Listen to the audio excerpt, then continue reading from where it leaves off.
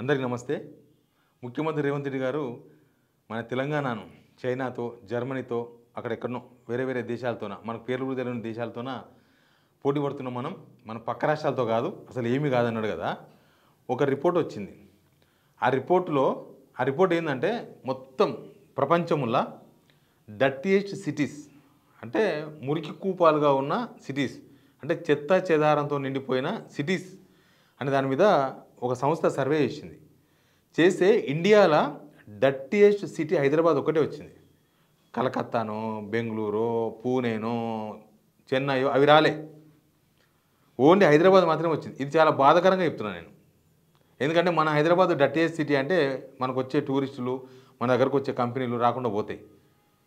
ఆ సంస్థ ఏదో తలమాసిన సంస్థ కూడా కాదు, మంచి సంస్థ, మంచి రెప్యుటేషన్ ఉన్న సంస్థ. ఆ సంస్థలు ఇచ్చిన సర్వే అది.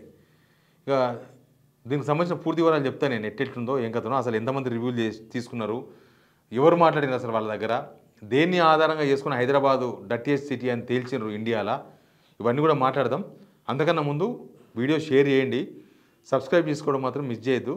మీరు ఒక్క సబ్స్క్రైబ్ చేస్తే ఒక 10-20 మంది రిపోర్ట్ కొట్టే వాళ్ళకు కౌంటర్ ఇచ్చిన వాళ్ళం అవుతాం మనం. కాబట్టి సబ్స్క్రైబ్ చేయండి.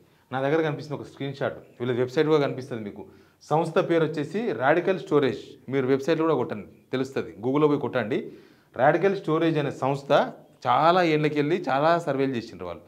వీళ్ళు ఈ సర్వే ఎప్పుడు చేసిర్రు అంటే పోయిన సంవత్సరం నవంబర్ 2024 నుంచి నవంబర్ 2025 వరకు, అంటే మొన్నటి వరకు చేసి ఇచ్చిన లేటెస్ట్ రిపోర్ట్. మొత్తం ఇక్కడ 20 సిటీస్ కనిపిస్తున్నాయి. ఈ 20 సిటీస్లో మనది హైదరాబాద్, ఇండియా ఇదొక్కటే ఉంది. ఇండియా ఇంకేమీ లేవు, అన్నీ ఏదో జర్మనీ, ప్యారిస్, ఇటలీ, ఫ్రాన్స్ అవి కొన్ని సిటీస్ ఉన్నాయి వాళ్ళవి. కానీ హైదరాబాద్, ఇండియా, ఎందుకు హైదరాబాద్, ఇండియా వచ్చింది డర్టీయెస్ట్ సిటీగా? ఈడ అసలు అంతకుముందేమో మనకు అవార్డులు వచ్చేది హైదరాబాద్ కానీ మన గ్రామాలకు కానీ. ఇక గ్రామాల గురించి నేను మాట్లాడదలుచుకోలేదు, ఎందుకంటే అక్కడ సర్పంచులు లేరు, దిక్కు దివాణం లేకుండా అన్నీ కంపు కొట్టిపోయినాయి మన ఊర్లు. కానీ హైదరాబాదు పొద్దుగా లేస్తే మినిస్టర్లు ఈయనే కుయ్యి అని తిరుగుతారు. పొద్దుగా లేస్తే రేవంత్ రెడ్డి ఈయన మొత్తం ట్రాఫిక్ ఆపించుకొని నిమ్మలంగా తిరుగుతాడు. కానీ ఈ డర్టీయెస్ట్ సిటీ ఎందుకు వచ్చింది? పోనీ ఇది ఎవరు చూస్తున్నారు? మళ్ళీ ముఖ్యమంత్రి గారి దగ్గరనే ఉంది మున్సిపల్ డిపార్ట్మెంటు. ఎంతమంది సర్వేలు చేసిండ్రు వీళ్ళు? చాలామంది సర్వేలు చేసిండ్రు. హైదరాబాద్కు చెందిన 633 రివ్యూలలో 16.1% మంది నగర శుభ్రతపై ప్రతికూల వ్యాఖ్యలు చేసిండ్రు. ఎవరితో మాట్లాడిన వీళ్ళు? టూరిస్టులు అంట. ఇప్పుడు మన దగ్గరికి అమెరికా నుంచి వస్తారు కొంతమంది, ఇంకెక్కడి నుంచి వస్తారు, ఆస్ట్రేలియా నుంచి వస్తారు, వివిధ దేశాల నుంచి ఇక్కడికి వచ్చిన టూరిస్టులతోనూ ఒపీనియన్ తీసుకున్నారంట. మీరు హైదరాబాద్ పోయినరా, కలకత్తా పోయినరా, how is Hyderabad, is clean city or dirty city అంటే డర్టీ సిటీ అని వాళ్ళు ఆన్సర్ చెప్పారంట. అట్లా టూరిస్టుల అభిప్రాయాలు తీసుకున్నారు. ప్లస్ టూరిస్టులతో ఏమేమి అభిప్రాయాలు తీసుకున్నారు వీళ్ళు, ఏమేమి తీసుకున్నారంటే ఇంక్లూడింగ్ టూరిజం పర్ఫార్మెన్స్, మన దగ్గర టూరిజం ఎట్లా ఉంది, ట్రావెల్ సబ్స్టెన్సియబిలిటీ అంటే ట్రావెలింగ్కు రోడ్లు అనువుగా ఉన్నాయా లేదా, ఇన్ఫ్రాస్ట్రక్చర్ అంటే రోడ్లు, వంతెనలు, ఫ్లైఓవర్లు, తర్వాత దుమ్ము, ధూళి, చెత్త అవి ఎట్లా ఉన్నాయి, వీటన్నిటిని క్వశ్చన్స్ అడిగి ఆ క్వశ్చన్స్ బేస్ చేసి వాళ్ళు ఈ రిపోర్ట్ తయారు చేశారంట. ఇప్పుడు ఎవరిని అనాలి, ఏమని అనాలి?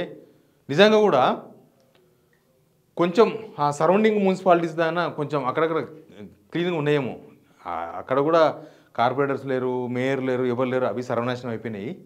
సిటీ కూడా అట్లే పాడైపోయింది. సిటీలో జిహెచ్ఎంసీ ఉంది, మేయర్ మేడం ఉన్నారు, కార్పొరేటర్స్ ఉన్నారు, ఇంకా మున్సిపల్ శాఖ మంత్రి మన ముఖ్యమంత్రి గారే. కానీ డర్టీయెస్ట్ సిటీ అని వచ్చింది. ఇప్పుడు మనం తల దించుకోవాలన్నా, తల ఎత్తుకోవాలన్నా? ఇప్పుడు మనం జపాన్తో పోటీ పడాలన్నా, లేకపోతే జదీలుడితో పోటీ పడాలన్నా? ఇక్కడ ఉన్న జాంగీర్ ఉంటుంది కదా మా కర్ణాటకలో, వాళ్ళతో పోటీ పడాలన్నా? ఎవరితో పోటీ పడాలి మనం? ఇక మళ్ళీ మనం 2 years పరిపాలన అయ్యింది. అసలు మనం మొత్తం వరల్డ్ అక్కడి నుంచి వరల్డ్ నుంచి మనకు మొత్తం అగ్రిమెంట్స్ అవుతున్నాయి, మొత్తం కంపెనీలు పెడుతున్నారు. అసలు అదైపోయింది, ఇదైపోయింది. అసలు మనం అసలు ఇండియాలో ఉన్న ఏకైక హైదరాబాద్కు ఉన్నంత ఫ్లెక్సిబిలిటీ ఏ సిటీకి ఉండదు. హైదరాబాద్ అంత మంచిగా ఉంటుంది. ఇప్పుడు ఏదైనా రోడ్ల మీద మీకు ఈ ఆటోమేటిక్గా రోడ్లు ఉడిసే లారీ లాగా ఉంటుంది, మిషన్స్ ఉంటాయి, కనిపిస్తున్నాయి హైదరాబాద్లో. నేను చూడక చాలా రోజులు అయింది. ఫ్లైఓవర్ మీద నీళ్ళు ఎందుకు మళ్ళీ? ఫ్లైఓవర్ వాటర్ పోయే ఇన్లెట్స్ క్లీన్ చేయక చాలా ప్లేసులలో హైదరాబాద్లో నీళ్ళు ఎందుకు మలుతున్నాయి? ఆ ఇన్లెట్స్ వాటర్ పోయే బొక్కలు క్లీన్ చేయక మన బాత్రూములనే ఉన్నాయి. ఇంకా జిహెచ్ఎంసీ ఇంటింటికి వచ్చి చెత్త తీసుకొని పోతారు. కానీ రోడ్ల మీద చెత్త ఎక్కడ చెత్త అట్లే ఉంటుంది. చెత్తను క్లీన్ చేస్తూ లేడు. సండే వస్తే అందరికి హాలిడే, సండే మొత్తం హాలిడే. రేవంత్ రెడ్డి గారికి శనివారం ఆదివారం సెలవు, జిహెచ్ఎంసీ పనిచేసే వాళ్ళందరికీ ఆదివారం సెలవు, వాళ్ళు ఎవరు పని చేయరు. ఇక ఏమేమో అసలు డబ్బులన్నీ వేస్ట్. మళ్ళీ ఆ క్లీన్ అండ్ గ్రీన్ అనే పేరుతోనే రకరకాల కాంట్రాక్ట్లు ఇచ్చి కోట్ల రూపాయలు దుబ్బేశారు తప్ప పని చేయరు. రోడ్ల మీద ఎక్కడ టాయిలెట్స్ కనిపిస్తున్నాయా? వస్తే ఇంటికే పోవాలి, లేకపోతే ఏమో బస్ స్టాప్ దగ్గర ఎక్కడ సులభ కాంప్లెక్స్ ఉంటే దానికి పోవాలి, అంతే. ఇక జిహెచ్ఎంసీ ఎక్కడ కనిపిస్తున్నాయా? ఏమి కనబడవు. పాపం ఆ ఊడ్చే కార్మికులే కష్టపడుతుంటారు, వాళ్ళే పని చేస్తుంటారు. ఆ పైన పర్యవేక్షణ ఉండదు, ఏమీ ఉండదు, దానిలో మింగుడే ఉంటుంది. ఇక హైదరాబాద్ డర్టీయెస్ట్ సిటీ రాకపోతే క్లీన్ సిటీ అని వస్తుందా?